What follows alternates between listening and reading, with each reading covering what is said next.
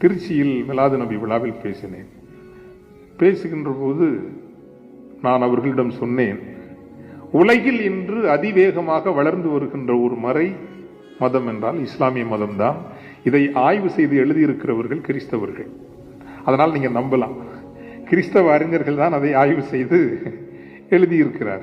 அமெரிக்காவை சார்ந்த மிக மிக மிக மிகப்பெரிய 1990ஆம் ஆண்டு வெறும் 110 கோடி என்று இருந்த இஸ்லாமிய சமூகம் 35 ஆண்டுகளில் 160 கோடி என்று ஆகியிருக்கிறது.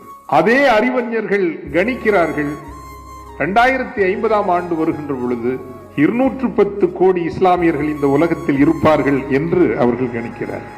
காரணம் என்ன என்றால் அதான் அடிப்படையில் அறச்சிதைவுகளும் ஒழுக்க சிதைவுகளும்.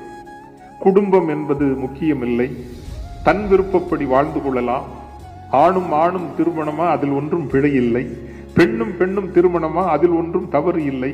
அவையெல்லாம் அடிப்படை உரிமைகள் என்று உலகம் ஒரு போக்கில் செல்லுகின்ற பொழுது, இல்லை இப்படித்தான் வாழ வேண்டும், இதுதான் நெறி, இதுதான் முறை என்கின்ற ஸ்டெபிலிட்டி, அந்த ஸ்டெபிலிட்டியை கொடுப்பதால் இந்த மதத்தின் மீது ஐரோப்பிய நிலப்பரப்பினுடைய மக்களுக்கு ஒரு கவனம் வருகிறது. பிகாஸ் ஏனென்றால் இவர்கள் ஸ்டெபிலிட்டி கொடுக்கிறார்கள், குடும்ப அமைப்பை பாதுகாக்கிறார்கள்.